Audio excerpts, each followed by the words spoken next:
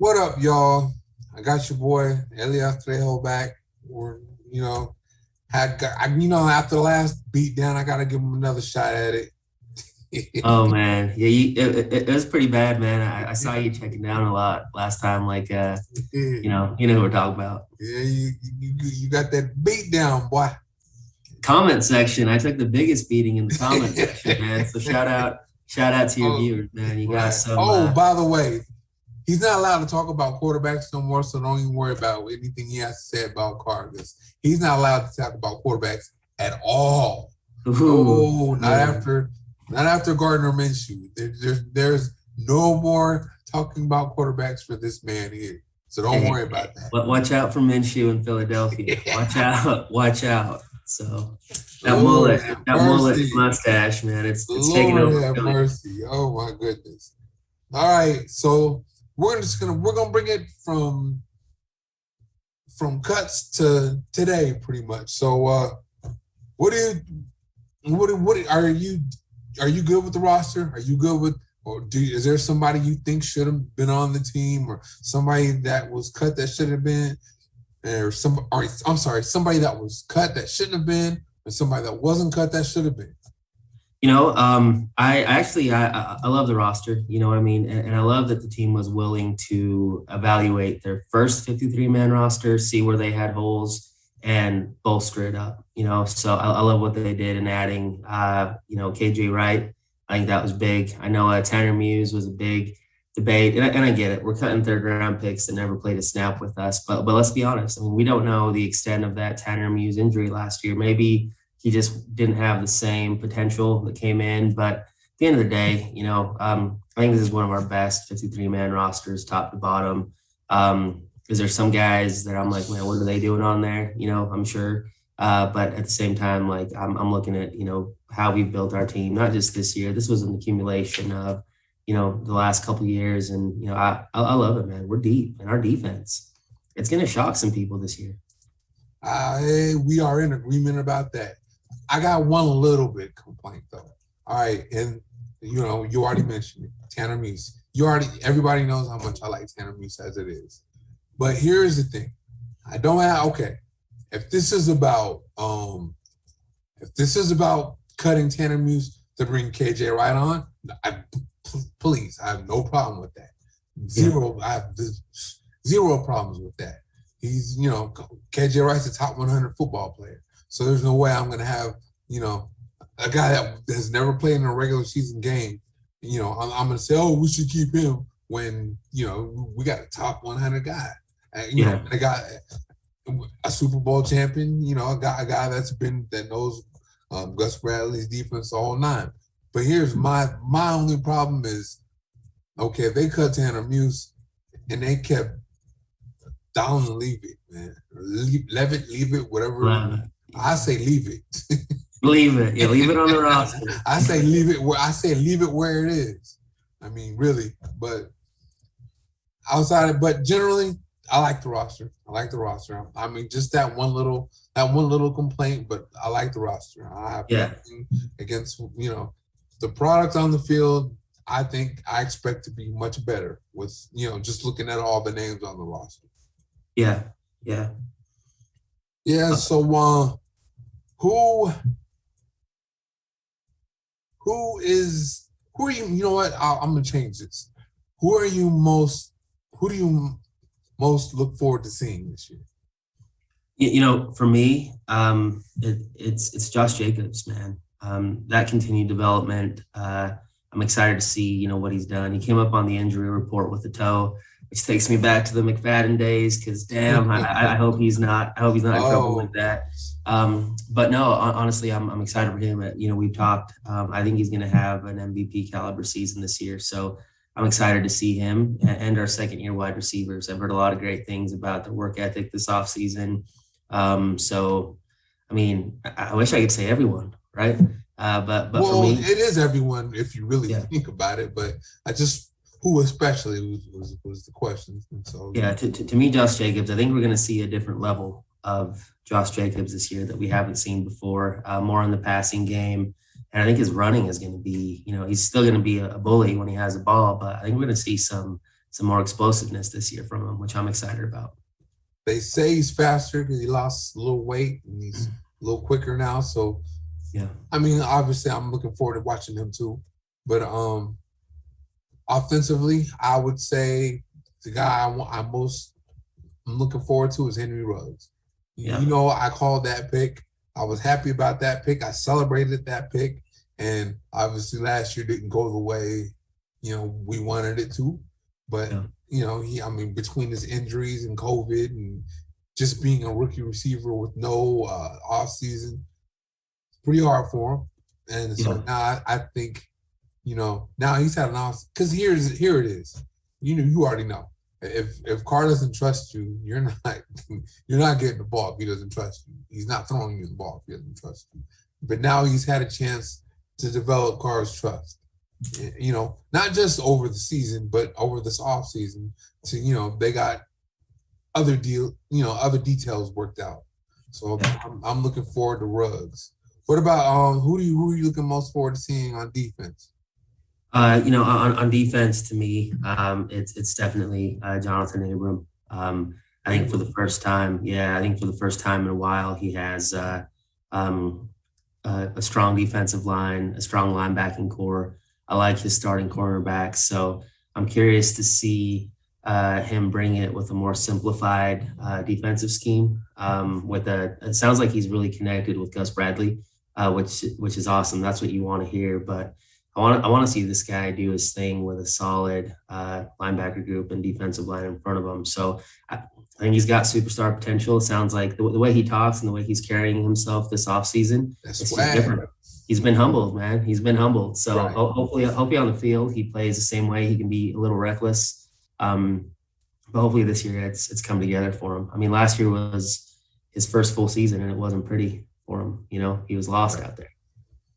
So that's my guy on defense. What about you, Carl? My guy is Yannick Ngakoue. Yeah. I mean, come on, we need a pass rush, obviously. And he represents that one guy that the opposition has to game plan around. Okay, where is he lined up? Is he on the left? Is he on the right? Where, because a lot of blocking schemes are going to be set towards him. People don't realize, okay, only 3 guys have had, I can't remember all 3 of them, but only 3 guys have had 8 or more sacks the last 3 years. Yeah. And that's him, Khalil Mack. Oh, yeah, easy. And Aaron Donald. Yeah. Those 3. And so, when you're in, that's elite company right there.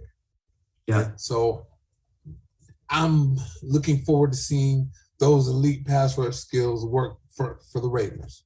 Yeah. And what an impact he's made on, his teammates and his coaches. For him to come in his first off season with the team and he gets named captain of the team.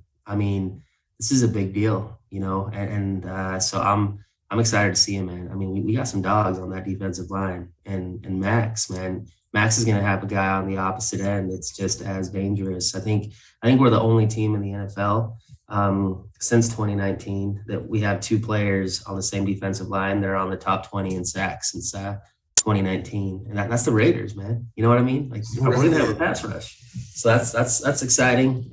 So yeah, I'm excited to watch him too, man. Okay, what predictions for the season? Yeah. So I've gone back and forth between 11 and 12 wins, but I've come down to reality a little bit, and I'm saying we're going to win 11 games this year. 11. Okay. When I look at this team, we lost last year. We lost 8, so I'm just saying we're going to lose 2 less games than we lost last year, which is 6 losses. We have an extra game, so we're gonna win 3 more games, and we were this close on a lot of games last year. Yes. And there's no way our defense is going to be a bottom 3 defense this year. And just the way our offense is going to play is going to change the game situationally for the defense. And our defense is going to do things that we haven't seen this defense do since geez, Howie Long was on the team, man. I know we love Khalil Mack, but even when we had Mack on the team, we weren't a Everybody with great them. offensive team, Right. you know. Yeah, no, I agree. So Because yeah, at least Howie Long had Alzado, Bill Pickel, and Greg Townsend with him. yeah, But when it was Khalil Mack, yeah, that's it. yeah, That's it. yeah. I think I saw a depth chart from 2016, and it was Jihad Ward, Mario Edwards, Khalil Mack, and someone. You know what? Mario Edwards Jr. He's okay now.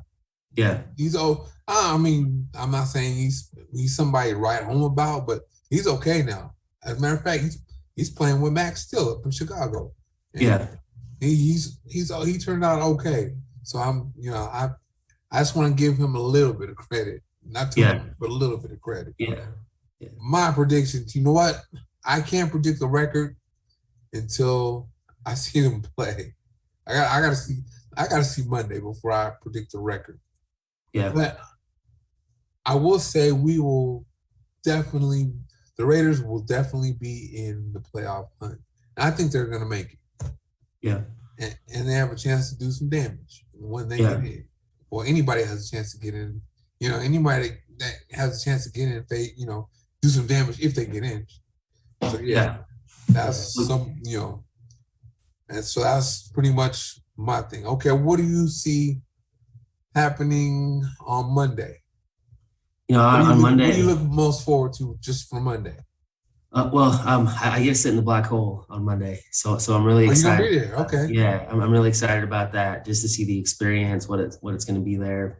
Monday night prime time. But I'm excited because I think this is our coming out party. I think this is where we're going to kind of punch the Ravens in the face. Now, I was hoping they were going to come in healthy. They had more injuries today. Looks like Marcus Peters isn't playing.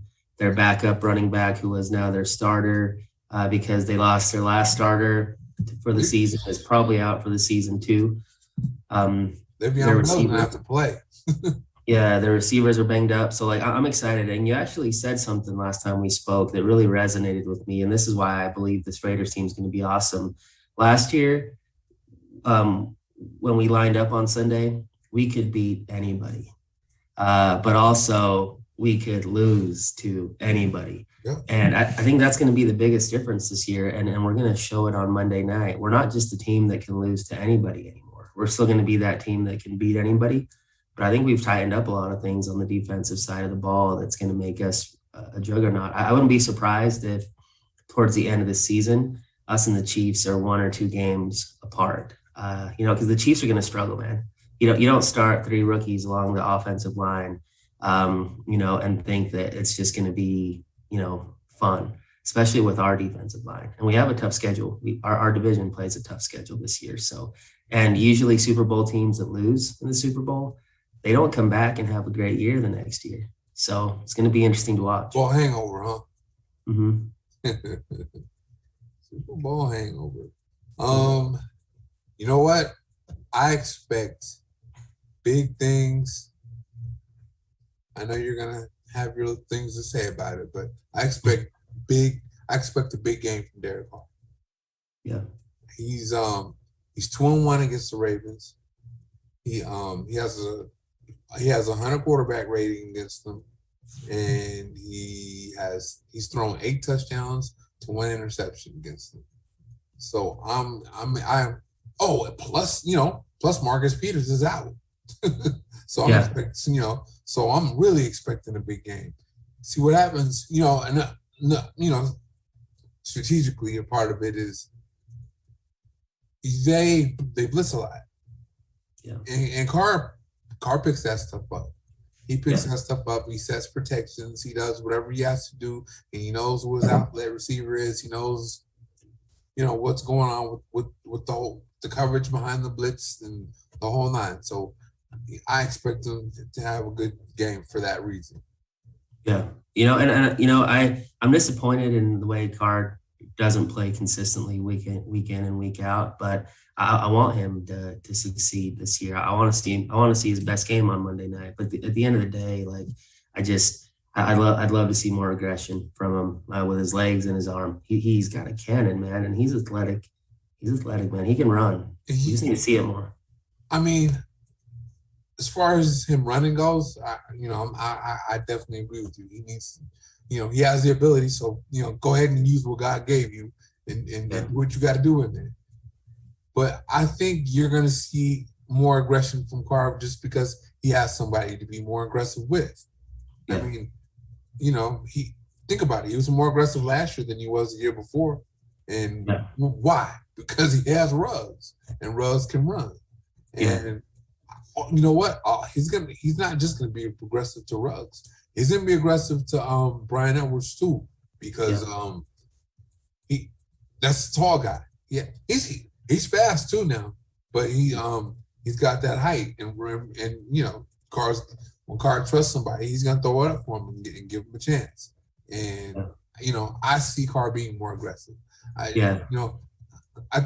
Carr doesn't. I mean, I know you want to see him take more risks, but he doesn't do that. He doesn't do that just to do that. He has to have a certain trust level with his receiver to do that, and which I don't blame him for, because you at least want, when there's a 50-50 ball, you want to see your guy at least try to fight for it. Yeah. You know your guy is going to try to fight for it, then you're more likely to do it again. But when you don't know if he's going to fight for it, because you hate to throw it up and you throw it and it ends up being an interception just because your guy didn't fight for it. Yeah. 100%. Because I can live with an interception if my dude fought for it and the other dude just came up with it. But if my dude didn't even go up for it, oh man, he gonna hear it from me when he gets to the sideline. Yeah, exactly. And to your point about Brian Edwards, I think he's going to have the most targets on the team as far as wide receivers go. I think he'll get more targets. He'll get more targets than Ruggs will. Waller, more than Waller? I don't know about Waller. Waller's targets will come down. I think he's going to have his numbers come down, and it's going to be less because he's not, he's a superstar, but it's going to be more because we have some solid wide receivers. Now, no one's going to believe it until they see it. But Edwards could have easily been. He had the skill set to be a late first round pick. I think he's going to prove a lot of people wrong this year. But I do expect Edwards to steal quite a bit of targets from Waller, from Ruggs, and Edwards and Carr are going to remind me of what Carr had in your old school. I hate saying this as a Boise State fan, but Devontae Adams, man, that's what he loves. He loves those big receivers. So I'm excited to see those two play this year. Right on. He just, it's hard because, I can't disagree with what you're saying as far as maybe targets coming down because of more going to Edwards and Ruggs and whoever else. I just wonder how much they're going to go down, though, because I expect the Raiders to have the ball more. Yeah. The Raiders were last in the league in possessions last year. It's also how they play, though. That's kind of like their style. They want to grind you down. They're not necessarily the, 4-play, 6-play drive team. They're going to take, 9 to 13 plays. And it depends. Yeah. It depends on Gruden. Because, come on, man, we were setting the pace twice. The Raiders were setting the pace. The Chiefs had to catch up. The Chiefs had to keep pace with the Raiders because the Raiders were scoring so quick. Yeah. So, and that was going to be the second part of it. Is it depends on Gruden. I mean, are we going to see conservative Gruden? Are we going to see 50 runs? And 50 runs and like 25 passes, or are we gonna, is it gonna be a little bit more even, or are they gonna throw more? And I mean, obviously, because that first Chief game, I thought Gruden was too conservative early, and then when when he realized, hold up, man, the Chiefs keep scoring on us, and whatever, he said, okay, I got to do something about it. And he finally let it go, and they start throwing the ball, and boom, score 40 points and win the game. Yeah. So It's just hard to say with Gruden because he's conservative by nature. But is he going to? At what point is he going to say, "Okay, I better let the big dogs out now"? I mean, Yeah. I would like for him to do it at the beginning of the game. Now you can grind the clock out and be conservative all you want once you go out and get the lead. But, Yeah. Yeah. Gruden likes to wait till he's down a couple of touchdowns and start getting aggressive. Yeah, that's what's frustrating. I mean, we talked about this last time, but in the I think it was the second and fourth quarters, we averaged more than 8 points per quarter last season. But in the first quarter and the third quarter, coming to start the game and starting after half, we averaged less than 5 points a game. So we need faster starts at each half because that changes the game at the end. Like ideally in the fourth quarter, we want to be grinding the ball, handing it to Jacobs 10, 15 times maybe in the fourth. We want our defense to pin their ears back and just honestly rush the ball and play those passes so we can create turnovers, get our young secondary some interceptions. But it's hard to play that way if we're either getting our butts whooped or we're in these tight, close games that we find ourselves often. So we need to do better coming out of the gate in each half. Agreed. And I'm now mentioning you mentioned Abram earlier as the guy that you most like or that you're looking most forward to seeing. Yeah. That's the guy who I'm looking most forward to seeing Monday because he's gonna have to make a lot of tackles. Yeah. He's gonna have to he's gonna be up at the line of scrimmage. As a matter of fact, do you remember in 2019 when I can't remember the score, but the Chargers against the Ravens, and the Chargers beat them up. They did and Lamar Jackson didn't do too much in that game. They had they had 7 defensive back. They had out there a lot, pretty often. They had 7 defensive backs out there, and so what does that mean? That means you have safeties playing linebacker, and I think that's going to be more of Abrams' role. He's going to be more of a linebacker. That's if Bradley runs that same package, as often as he did, because it was like, I don't know, 58, 59. I don't know, something like that, snaps that they had the safeties out there. So our RDBs are going to have to tackle, and that's what I love about our defensive backs with Abram, with Mullen. I haven't seen Morig yet. I think that's how you pronounce his name, our rookie. It's Merrick. Merrick? Yeah. Okay, cool. Him, Nate Hobbs, man. I'm pumped. That man is a beast. So we stack up well. And I think we're going to put the Ravens in a position where they can't just grind the ball and run. I think we're going to score early and often that first half, and it's going to put Lamar Jackson in a position where he's going to have to, throw back and maybe throw 40 times a game. He's going to take his shots, on Monday night. I'm excited for that. Same here. Okay. What are they going to do with Brown? He's a speedster, and I want to see what who's going to be on him. You know what I mean? Is how will he be inside? Will Hobbs? How many times will Hobbs be on him? Will he be outside with Mullen or Casey Hayward? I'm not gonna lie to you. I'm a little concerned about Casey Hayward. Yeah. Everybody thinks, oh, he's so great. And he was for a long time. But last year, not cool. I'm telling you. Last year, he didn't look too good. They said he pulled a hamstring. Maybe he was playing with it. I don't know. So I hope that's the case. But yeah, the Raiders bombed him too. Remember, Hunter Renfrow beat him deep, and Nelson Aguilar beat him deep for a touchdown. And he got beat, deep a lot with a lot of other people. So other teams, should I say? So I'm that's my concern about Monday night. What would your concern be?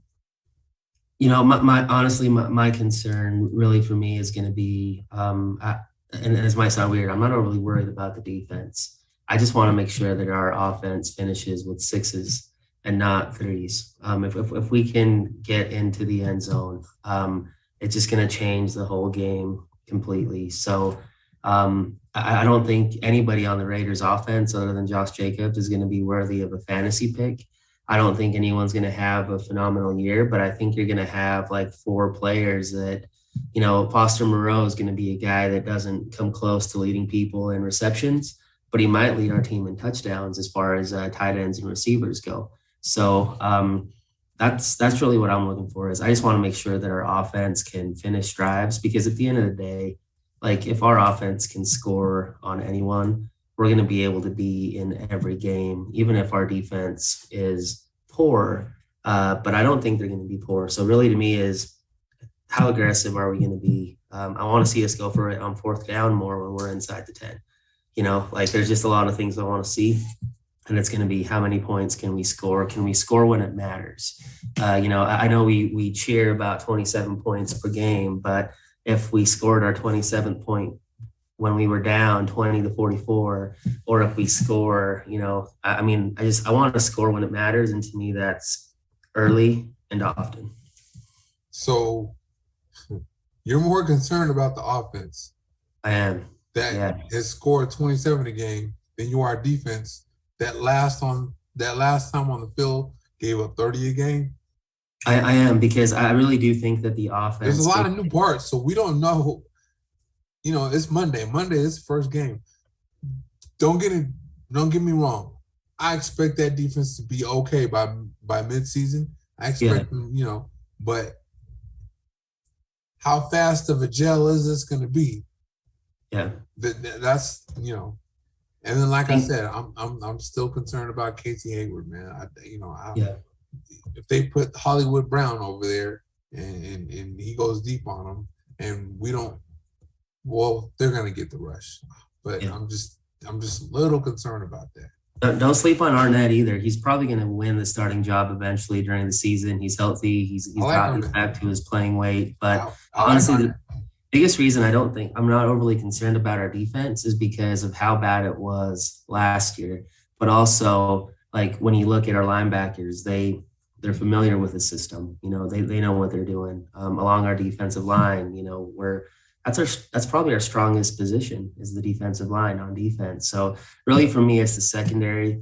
And I know that a simplified, defense with a pass rush and a strong linebacker group is going to make life easier for those guys. Like, I think it was you that was telling me that the defense we're playing now, that's what Mullen played in college. That's what Damon Arnett played in college. So Hobbs played too. Yeah. That's why Hobbs is balling already. Yeah. So these guys know, that now we finally have a defense that plays to their strengths and plays to what made them what they were in college. So it's exciting, man. We're going to do great on Monday. I'm trying not to get overly cocky, but it's already there. So. Well, I hope it works out like that. Like I said, put it like this. If Arnett was a starter, I would be more confident, especially from what I saw of Arnett this preseason, particularly against the Niners when he's working against the starters. Those pass defense of those that was against the ones. I wasn't against any backups. I think Arnett's sharp. Plus, I've been making films on it. I said he's good in press man, and he's good facing the quarterback when he bails cover 3.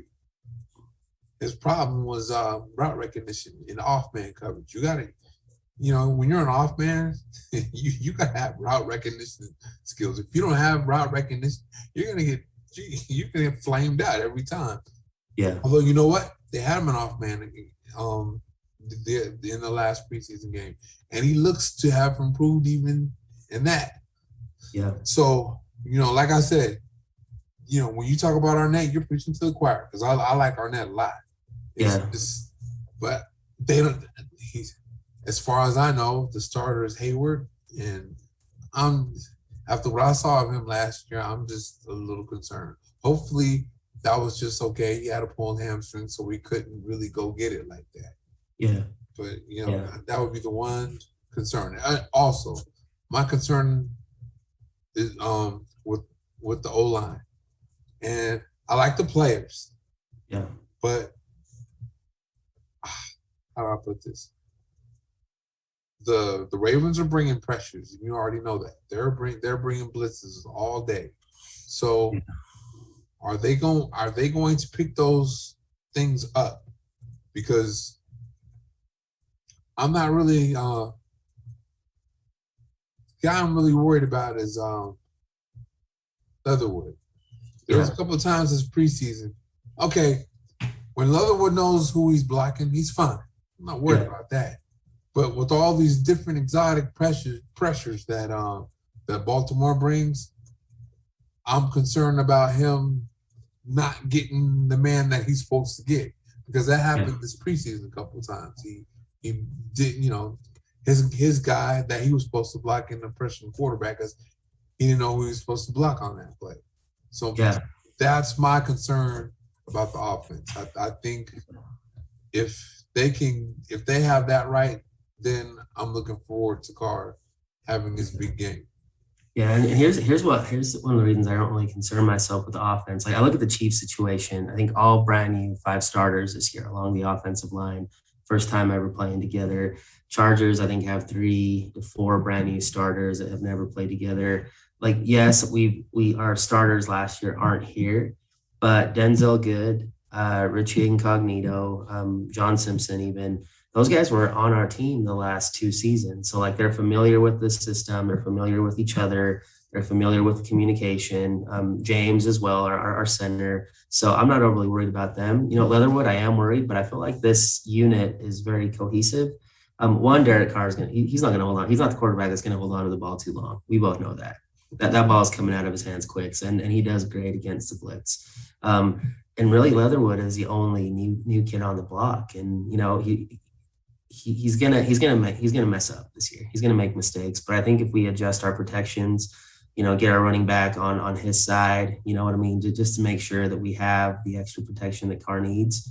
Our run blocking is going to be significantly better this year compared to last year. It was bad last year. It's just a passing game that we're gonna talk about a great test, right? I mean, but at the same time, like, look who they were practicing with in the offseason. I mean, Leatherwood got to go head up against Aaron Donald. So he's seen strong defensive lines. It's just he's going to have to. We're going to see some growing pains from Leatherwood, but I'm not concerned.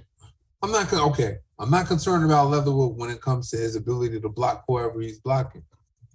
My only concern about Leatherwood is him knowing who to block and getting the right guy, adjusting to the stunt, adjusting to the blitz, adjusting to whatever it is that there is to adjust to. Because they, like I said, they bring a lot of stuff in Baltimore. So that's that's my only concern with Leatherwood, is just knowing what his assignment is. If he knows what his assignment is, I'm not worried about him one bit.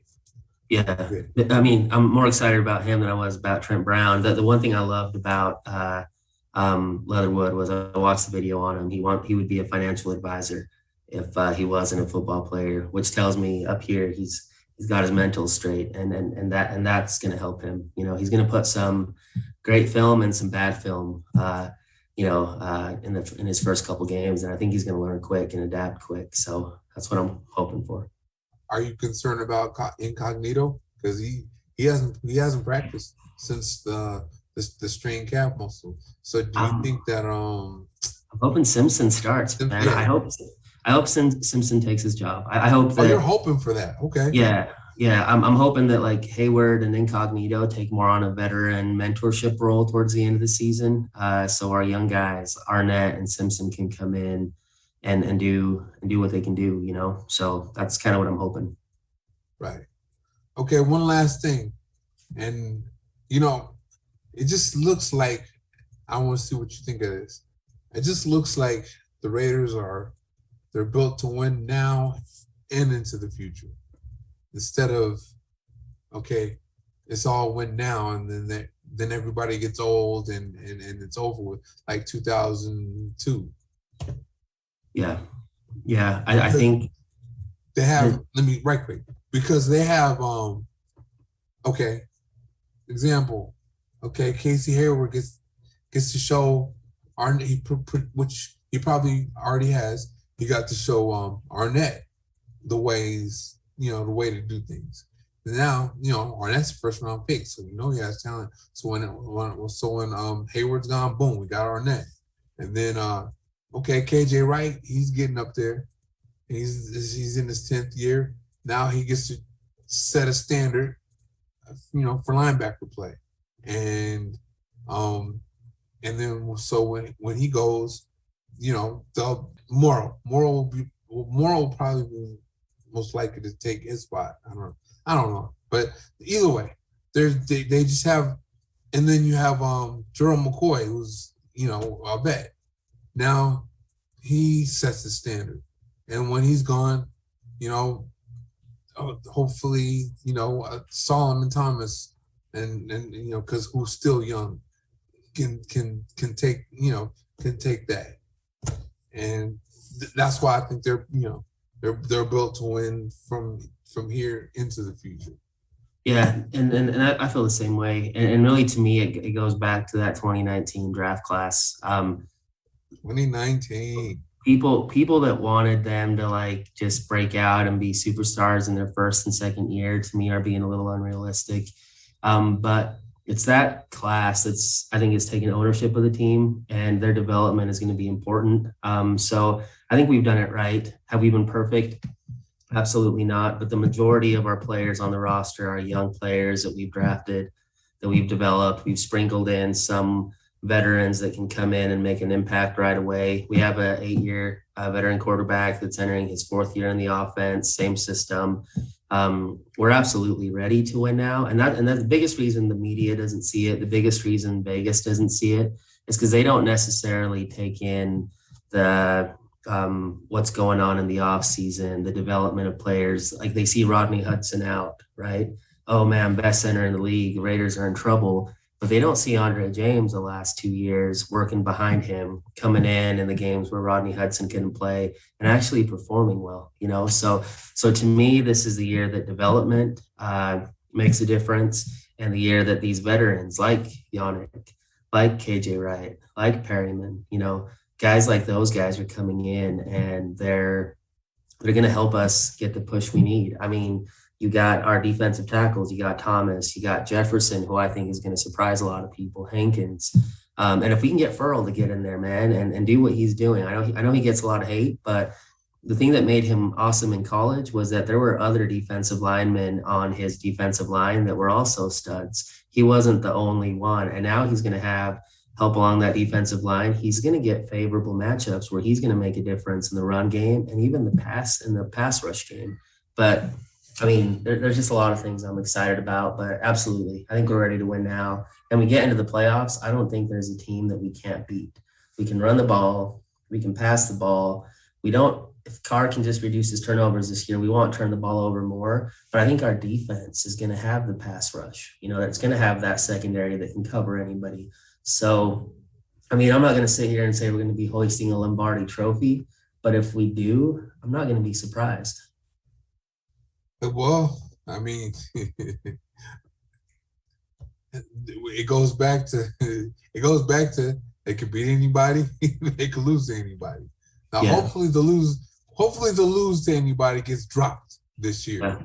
Yeah, I think it does. I think the defense punches hopefully that gets dropped this year. But yeah, either way, we can at least beat anybody, and that's been the case since last year. I mean, you go up and put a 40 burger up on the Chiefs and beat them at home, and that's speaking of that, man.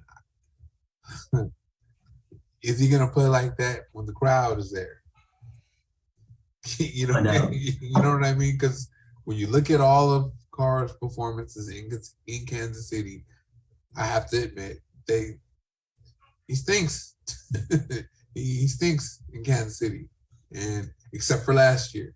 But last year, what was it?